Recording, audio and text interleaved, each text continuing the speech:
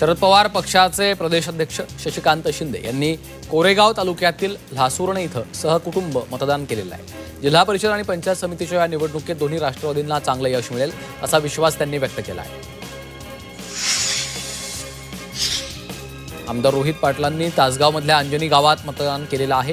रोहित पाटलांनी आपल्या आजीसह आणि कुटुंबातल्या अन्य सदस्यांसह मतदान केलं। यावेळी जिल्हा परिषद निवडणुकीत महाविकास आघाडीला घवघवीत यश मिळेल असा विश्वास त्यांनी व्यक्त केला आहे। अलिबागचे आमदार महेंद्र दळवींनी मतदान केलेलं आहे।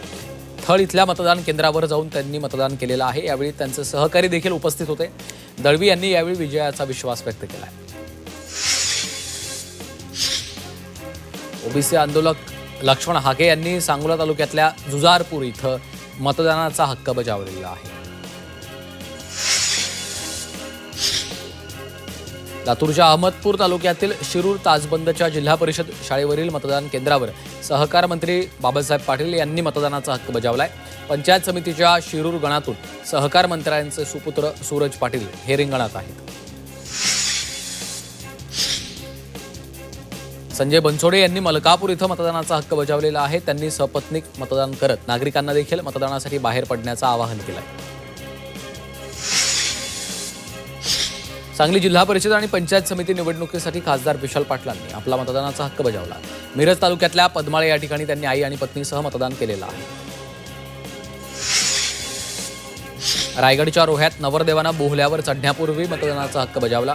कृतिक जाधव असं नवरदेवाचं नाव आहे। तरुणाईने मतदानाचा हक्क बजावावा असं आवाहन त्यानं केलेलं आहे। शिरूरच्या कोरेगाव भीमा इथं केवळ 2 फूट उंची असलेल्या तरुणीने मतदान केलेलं आहे। निकिता गडिया या तरुणीनं प्रथमच मतदानाचा हक्क बजावला। निकिता ही मतदान करणारी सर्वात कमी उंचीची तरुण मतदार ठरलेली आहे। मुंबई महापालिकेसाठी महायुतीचे महापौर उपमहापौर पदाचा उमेदवार ठरलाय। भाजपच्या रितू तावडेंना महापौर पदासाठी संधी मिळालेली आहे, तर शिवसेनेकडनं संजय घाडी यांचं नाव जाहीर करण्यात आलं। दोन्ही पक्षाच्या संयुक्त बैठकीत महापौर उपमहापौर पदाचा उमेदवार जाहीर करण्यात आलाय। मुंबईच्या महापौर आणि उपमहापौर पदाच्या उमेदवारांची घोषणा झाली असली तरी महापौर पदावरनं शिवसेनेमध्ये खदखद कायम आहे। बाळासाहेबांच्या जन्मशताब्दी वर्षानिमित्तानं शिवसेनेला महापौरपद मिळावं यासाठी एकनाथ शिंदेंनी भाजपशी चर्चा केली होती, पण ती मागणी पूर्ण झाली नाही। आता समित्या आणि सत्तेचं इतर वाटप सामोपचारानं व्हावं अशी अपेक्षा असल्याचं उपमहापौर पदाचे उमेदवार संजय घाडी यांनी म्हटलंय।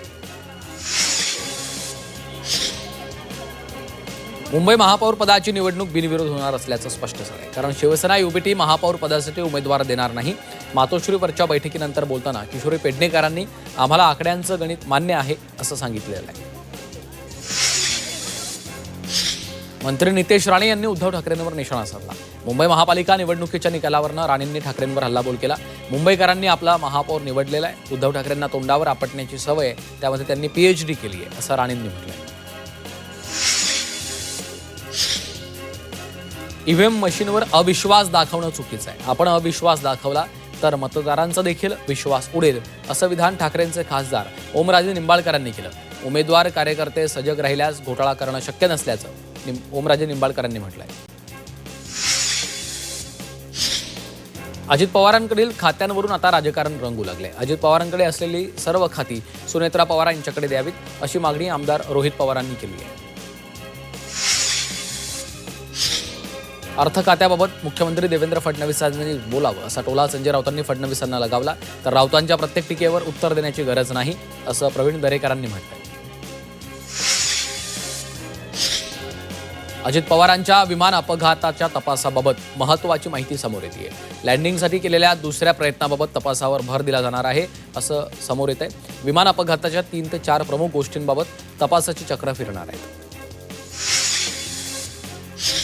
अजितदादांच्या जाण्यानं महाराष्ट्राला वेदना आहेत, भाजपला वेदना होण्याचं कारण काय असा सवाल संजय राऊतांनी केला आहे। तुमचा त्यामध्ये हात आहे का, हाच संशय आहे असंही त्यांनी म्हटलंय। पक्षभेद बाजूला। अजित पवारांच्या अकाली जाण्यानं महाराष्ट्र पोरका झाला। निश्चित जनतेमध्ये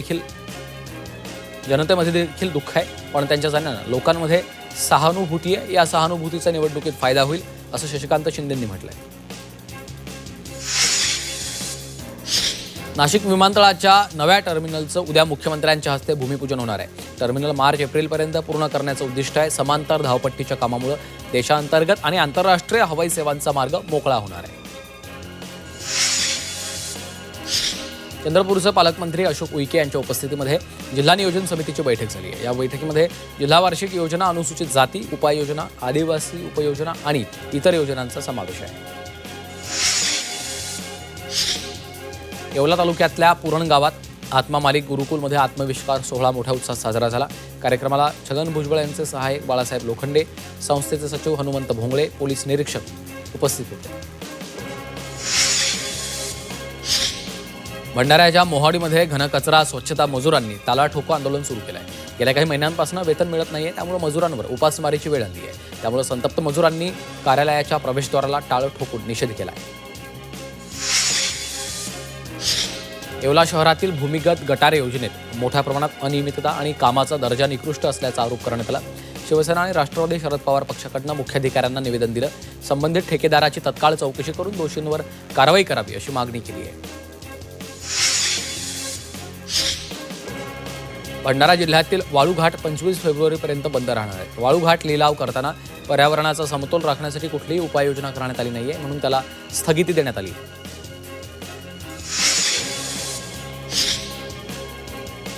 कल्याण डोंबिवलीतील कचोरे स्मशानभूमीत विजेअभावी गाडीच्या हेडलाईट लावून अंत्यसंस्कार करण्याची वेळ आली आहे. हा व्हिडिओ सोशल मीडियावर व्हायरल होतोय. त्यामुळे आता हीच का स्मार्ट सिटी असा संतप्त सवाल नागरिक उपस्थित करत आहेत.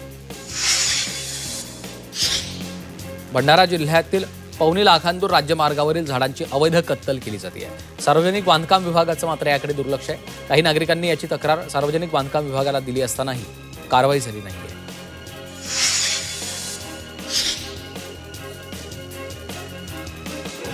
भंडाऱ्यात 2 दिवसीय ग्रंथोत्सवाचा शुभारंभ झाला आहे. जकातदार विद्यालयाच्या प्रांगणात हा उत्सव आयोजित केलेला आहे. या कार्यक्रमाला ज्येष्ठ साहित्यिक ज्ञानेश वाकुडकर, नगराध्यक्ष तसंच विविध मान्यवर उपस्थित होते. वाई तालुक्यातल्या पसरणी गावात काळ भैरवनाथाची यात्रा सुरू आहे. मोठ्या संख्येनं भाविक यात्रेत सहभागी झालेत. यात्रेचं मुख्य आकर्षण म्हणजे काळ भैरवनाथाचं बगाड आहे. महाराष्ट्रातला सर्वात मोठा छबिना म्हणून या पसरणी गावाची ओळख आहे. वाशिमच्या मंगरुळ पीरमध्ये संत बिरबलनाथ महाराजांचा यात्रा उत्सव सुरू आहे. यात्रेनिमित्त हजारो भाविकांनी पहाटेपासून गर्दी केली. मंदिर परिसरात रांगोळीच्या माध्यमातून बिरबलनाथ महाराजांची प्रतिकृती साकारली आहे. मध्य, पश्चिम आणि हार्बर रेल्वेवर उद्या मेगा ब्लॉक घेतला जाणार आहे. मध्य रेल्वेवर CSMT ते विद्याविहारच्या दरम्यान ब्लॉक असेल, तर हार्बर मार्गावर पनवेल वाशी दरम्यान ब्लॉक असणार आहे. इंधन आणि सुट्या भागाची दरवाढ झाल्यानं यंदाही एसटीची 2% दरवाढ करण्याचा प्रस्ताव परिवहन मंत्री प्रताप सरनाईकांनी फेटाळून लावला. आधी एसटीच्या वेळा पाळा अशा शब्दात त्यांनी भाडेवाढीच्या प्रस्तावावर बोलताना अधिकाऱ्यांची कान उघडणी केली आहे. समृद्धी महामार्गावर हायवे ट्रॅफिक मॅनेजमेंट सिस्टम अंतर्गत गॅन्ट्री उभारण्याचं काम हाती घेण्यात आलं. बुलढाण्यातील लोणार, सिंदखेडराजा आणि देऊळगाव राजा तसंच जालना तालुक्यात या कामासाठी 9 ते 18 फेब्रुवारी या कालावधीत 21 टप्प्यामध्ये ब्लॉक घेतला जाणार आहे. देशात होळीनिमित्त 1410 विशेष रेल्वे गाड्या धावणार आहेत. अतिरिक्त गर्दी विभाजित करण्यासाठी जादा रेल्वे गाड्या सोडण्यात येणार आहे. प्रवाशांची गैरसोय होऊ नये म्हणून रेल्वेनं निर्णय घेतला आहे.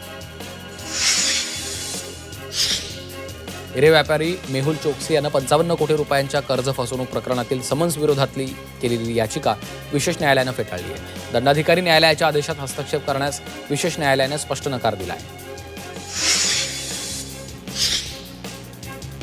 10वी-12वीच्या परीक्षांच्या पार्श्वभूमीवर विद्यार्थ्यांना वेळेत परीक्षा केंद्रावर पोहोचता यावं यासाठी ठाणे वाहतूक विभागानं विशेष सुविधा उपलब्ध केलेली आहे. परीक्षेच्या दिवशी रस्त्यांवर 54 रायडर्स तैनात केलेत. विद्यार्थ्यांसाठी हेल्पलाईन क्रमांक जारी केलेत. भारतीय संघाचं मिशन T20 वर्ल्ड कपला आजपासून सुरुवात होते. भारताची सलामीची लढत अमेरिकेशी होणार आहे. यंग इंडिया सध्या प्रचंड फॉर्मात आहे, त्यामुळे त्यांना रोखण्याचं आव्हान मोनांग पटेलच्या अमेरिकेसमोर असणार आहे. तर आजची लढत जिंकून विश्वचषक स्पर्धेत विजयी सलामी देण्याचा सूर्य आणि कंपनीचा मानस आहे. T20 विश्वचषक स्पर्धेमध्ये भारताला सलामीच्या लढतीपूर्वी धक्का बसलेला. भारताचा वेगवान गोलंदाज हर्षित राणा T20 वर्ल्ड कपमधनं बाहेर पडला.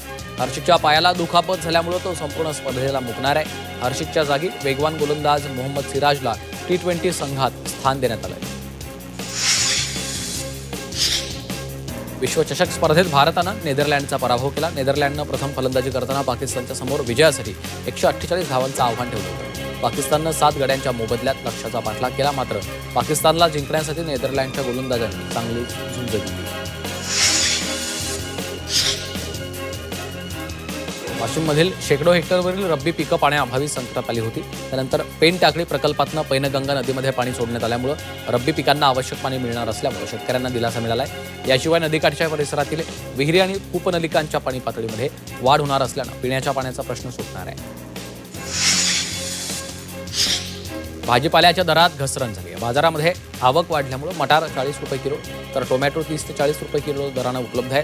तर कोबी, फ्लॉवर, दुधी भोपळा आणि इतर वस्तूंचे दर कमी झाल्यामुळे ग्राहकांना मोठा दिलासा मिळालेला आहे.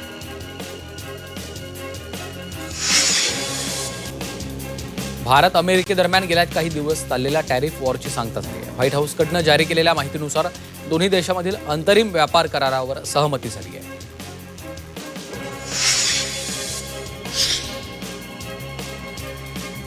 डिजिटल फसवणुकीचा बळी ठरलेल्या बँक ग्राहकांना आता 25,000 रुपयांपर्यंतची भरपाई देण्यात येईल अशी घोषणा भारतीय रिझर्व्ह बँकेचे गव्हर्नर संजय मल्होत्रा यांनी शुक्रवारी केली. विशेष म्हणजे ग्राहकानं चुकून आपला OTP शेअर केला असेल तरी देखील ही भरपाई मिळणार आहे. वाशिममध्ये एका मुलीचा मानसिक छळ करून तिच्याकडे शरीर सुखाची आणि पैशांची मागणी करण्यात आली. मुलीनं नोकरीसाठी अर्ज केला होता. सर्व कागदपत्र आणि पात्रता असूनही वारंवार त्यामध्ये त्रुटी काढून तिचा मानसिक छळ सुरू होता आणि त्रुटी पूर्ण केल्यावर 40,000ची मागणी केली. मात्र पैसे देण्यास नकार दिल्यावर तिला शरीर सुखाची मागणी सुद्धा करण्यात आली. ठाण्यामध्ये ड्रग्ज तस्करी करणाऱ्या तिघांना अटक करण्यात आली. आरोपींकडनं 13 कोटींचे ड्रग्ज जप्त करण्यात आले. पोलिसांनी गुप्त माहितीच्या आधारे सापळा रचून ही कारवाई केली आहे. अकोल्याच्या रामदासपेठ पोलिसांनी ऑपरेशन प्रहार अंतर्गत मोठी कारवाई करत 11 गोवंशांची सुटका केली.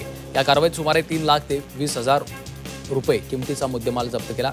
या प्रकरणात महाराष्ट्र प्राणी संरक्षण कायदा तसंच प्राण्यांवरील क्रूरता प्रतिबंधक अधिनियम कलम 11 अन्वये गुन्हा नोंदवला. नाशिकमध्ये एका रात्रीत 3 ठिकाणी घरफोड्या झाल्या. धक्कादायक बाब म्हणजे चोरट्यांनी घरफोडीच्या नंतर घरात भजी आणि पापड तळले, मद्यपान करून पार्टी केली असंही समोर येतं. हे चोरटे CCTVमध्ये चित्रित झाले. वाशिममध्ये अवैध दारू हातभट्टीविरोधात सामूहिक मोहीम राबवण्यात आली आहे. या कारवाईमध्ये 5 गुन्हे दाखल करण्यात आले असून 30 लिटर गावठी दारू तसंच हातभट्टी दारूसाठी लागणारं साहित्य जप्त केलं आहे.